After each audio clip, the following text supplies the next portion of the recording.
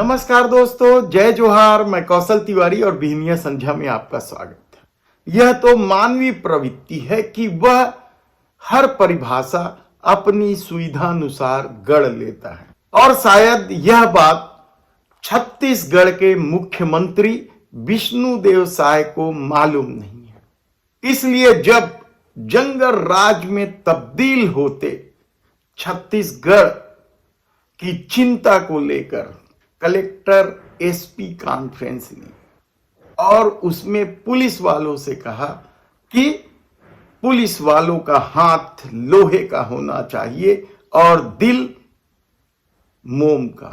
कि पुलिस के हाथ लोहे के और दिल मोम का होना चाहिए। लेकिन शायद पुलिस वालों ने यह बात ठीक से नहीं समझी और हाथ ही नहीं दिल भी लोहे का कर लिया और जिसका दुष्परिणाम बैठक के सप्ताह भर भीतर ही कवर्धा से निकल के आया।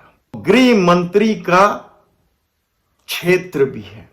कवर्धा के रेंगाखार क्षेत्र के लोहरीडीह में हुई हिंसक घटना में जब आरोपियों की धरपकड़ शुरू हुई तो उसमें से एक आरोपी प्रशांत साहू, जिसकी उम्र केवल 27 साल है, उसे पुलिस ने मार डाला। यह आरोप साहू समाज और उनके परिजनों का है।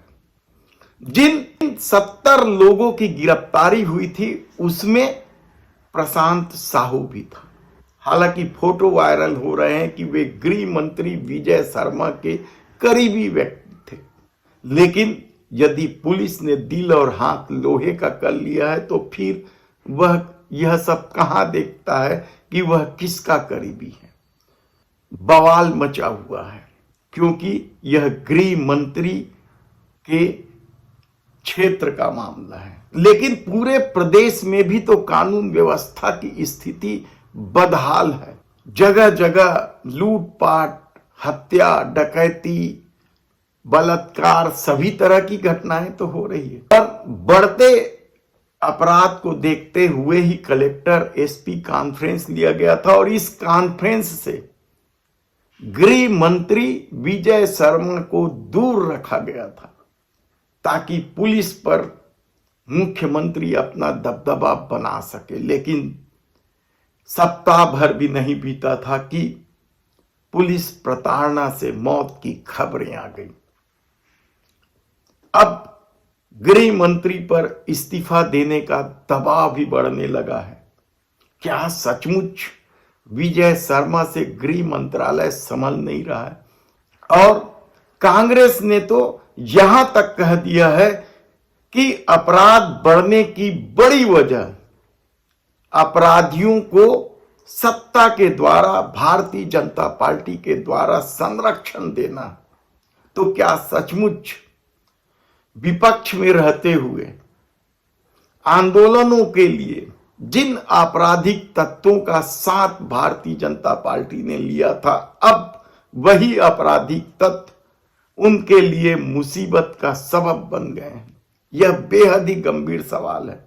आप सोचिए कि किस तरीके से छत्तीसगढ़ में सांप्रदायिकता का बीज बोने की कोशिश हुई थी, चाहे कवर्धा में झंडा विवाद का मामला हो या बीरनपुर में एक साहू युवक की हत्या का मामला हो या फिर आदिवासी क्षेत्र बस्तर में धर्मांतरण का मामला हो, और किस तरीके से हिंदूवादी संगठनों ने इन घटनाओं को लेकर बवाल मचाया था। नारायणपुर में तो एसपी का सिर तक फोड़ दिया गया था। तो कवर्धा और बीरनपुर में भी क्या क्या नहीं हुआ था। किस तरीके से बीरनपुर में क्रिया की प्रतिक्रिया बताकर हत्या तक कर दी गई थी और हिंदू वोटों के ध्रुवीकरण से डरी भूपेश सरकार उन भीड़ द्वारा पीटी गए मृतकों की तरफ देखने भी नहीं पहुंची थी। ऐसी परिस्थिति में छत्तीसगढ़ में जब अपराध संभले नहीं समझ रहा है इस सरकार से और विजय शर्मा पर इस्तीफा का दबाव बढ़ता जा रहा है, तो क्या विजय शर्मा 5 साल का अपना कार्यकाल पूरा कर पाएंगे? यह सबसे बड़ा सवाल है। हालांकि छत्तीसगढ़ में ऐसी स्थिति गृह मंत्री रहते हुए बृजमोहन अग्रवाल की हुई थी। जब डॉक्टर रमन सिंह ने उन्हें अपनी पहली सरकार में गृह मंत्री बनाया था, तो किस तरीके से उनके परिवार वालों पर थाना चलाने का आरोप था, जमीन कब्जा करने का आरोप था, गुंडागर्दी करने का आरोप जब बड़ा होने लगा, तो बृजमोहन अग्रवाल को गृह मंत्री पद से इस्तीफा देना पड़ा था। छत्तीसगढ़ में गृह मंत्रियों की क्या स्थिति रही है, इस पर हम फिर कभी विस्तार से आपको बताएंगे कि छत्तीसगढ़ राज्य गठन के बाद जब अजीत जोगी की सरकार के साथ गृह मंत्रालय की क्या भूमिका रही है। नंद कुमार पटेल से लेकर वर्तमान गृह मंत्री विजय शर्मा तक कानून व्यवस्था को लेकर और दूसरे मुद्दों पर हम फिर कभी विस्तार से आपको बताएंगे कि किस किस गृह मंत्री का क्या क्या खेल रहा है। लेकिन फिलहाल तो ये जान लीजिए कि गृह मंत्री के क्षेत्र में ही यदि पुलिस प्रताड़ना को लेकर बवाल मचा हुआ है, तब आने वाले दिनों में छत्तीसगढ़ को जंगल राज में क्या सचमुच तब्दील कर दिया जाएगा।